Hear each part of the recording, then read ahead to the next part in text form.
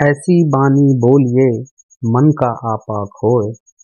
ऐसी बानी बोलिए मन का आपा खोए। औरन को शीतल करे आपहू शीतल होए। साथियों, जय भीम।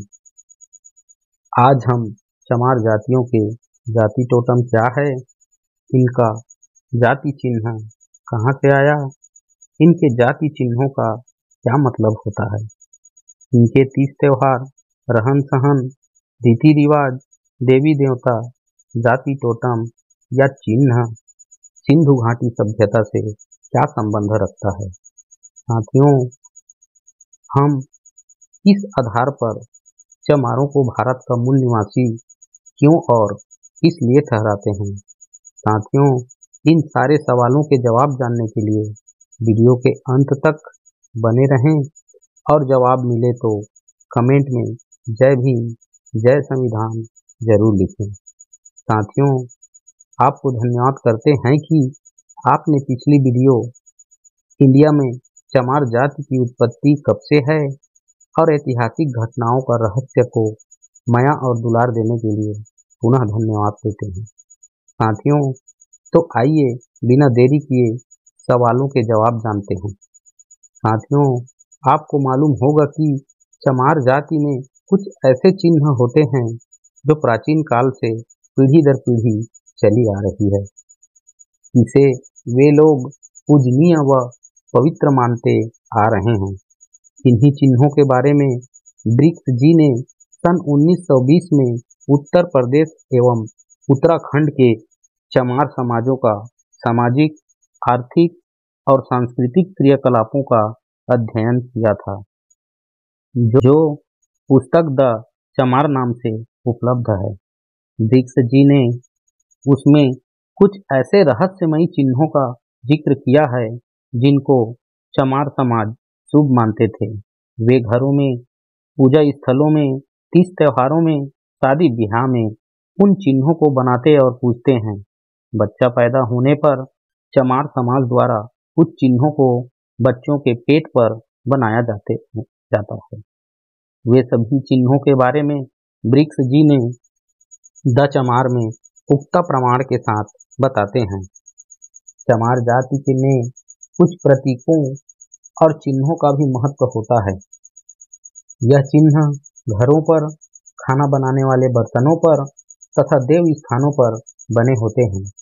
कई तरह से बनाया गोला सर्वत्र पाया जाता है। यह गोला अंगूठियों में, कंगनों में और अन्य आभूषणों में होता है। दोहरे और अकेले त्रिभुज तथा वर्ग भी सामान्यतः पाए जाते हैं।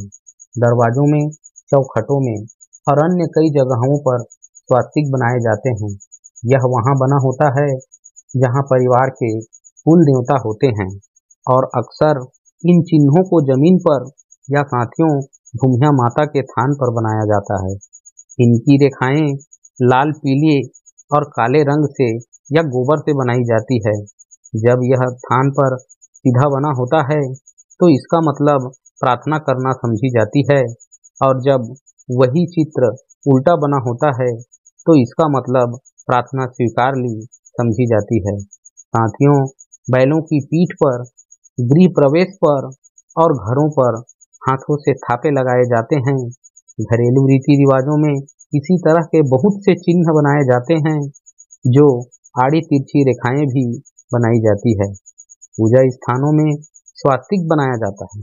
साथियों, आपको जानकर हैरानी हो जाएगी कि ये सारे के सारे चिन्ह सिंधु सभ्यता के खुदाई से मिले मुद्राओं पर सारे चिन्ह मौजूद हैं।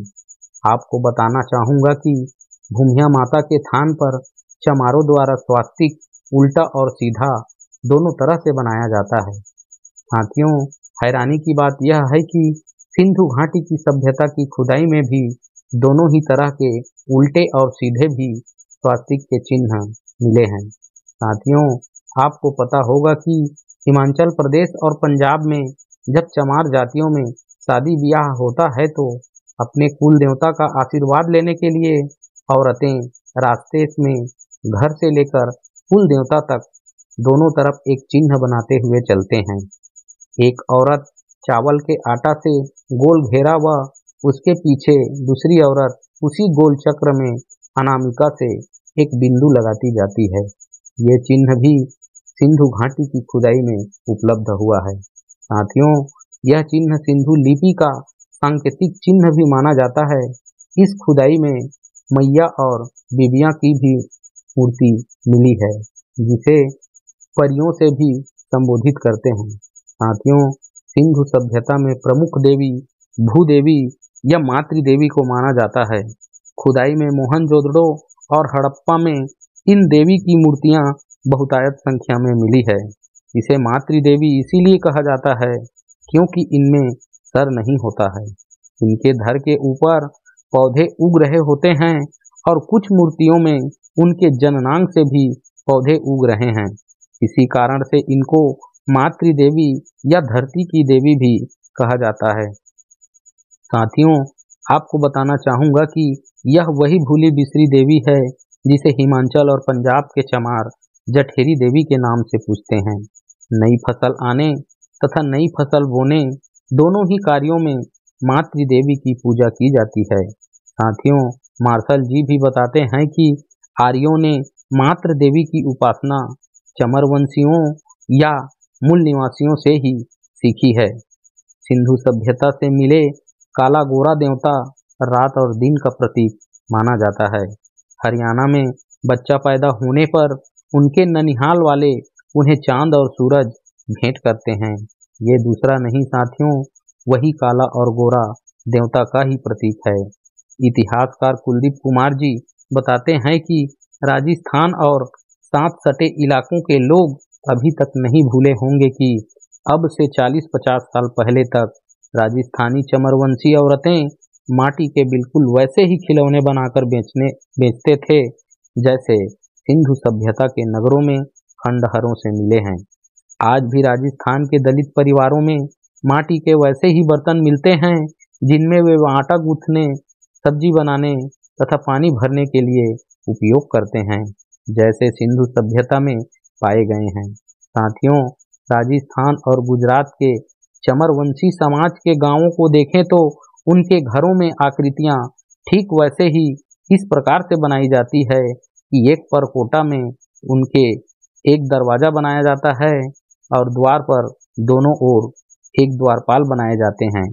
परकोटे के अंदर 5 देव, एक कुआं, चारपाई, कढ़ाई, लोटा, काली मछली इत्यादि बनाए जाते हैं। ऐसा ही साथियों सिंधु सभ्यता के नगरों में देखने को मिलता है। राजस्थान के चमर वंश का सिंधु सभ्यता से सीधा रिश्ता है। इसका एक प्रमाण ये भी है कि चमर वंश की औरतें पूरी बाहों में सफेद रंग की मोटी मोटी चूड़ियां पहनती है। वहीं सिंधु सभ्यता की खुदाई में एक सुंदरी की प्रतिमा ऐसे भी मिली है जिनके दोनों बाजुओं में ऊपर तक बिल्कुल वैसे ही सफेद चूड़ियां पहनी हुई है, लेकिन साथियों एक बाजू की चूड़ियां स्पष्ट दिख रही है तथा दूसरे बाजू की चूड़ियां टूट चुकी है, लेकिन 2 चूड़ियां कलाई में तथा 2 कुहनी से ऊपर विद्यमान हैं। साथियों, इन सारे प्रमाणों से ऐसा प्रतीत होता है कि चमार समाज का संबंध सिंधु सभ्यता से है। वे उस महान सभ्यता के वारिस हैं, मूल निवासी हैं। भारतवर्ष की भूमि और सिंधु सभ्यता जिसका प्रमाण है और वर्षों से समाज उसे उनके हक अधिकार से वंचित कर रही है। साथियों, हमें विश्वास है कि आपको चमार जाति से संबंधित सवालों का जवाब मिला होगा। साथियों, कबीरदास जी भी कहते हैं कि चाम मास अरु रक्त का तन का बना आकार, चाम मास अरु रक्त का तन का बना आकार, आंख पसारे देख लो सारा जगत चमार। साथियों, ऐसे ही ज्ञानवर्धक वीडियो पाने के लिए हमारी और आपकी परिवार सफलता की कुंजी का हिस्सा बने और समाज में ज्ञान की दीपक जलाने के लिए लाइक, शेयर, कमेंट और सब्सक्राइब करें। जय भीम, जय संविधान, नमो बुद्धाय।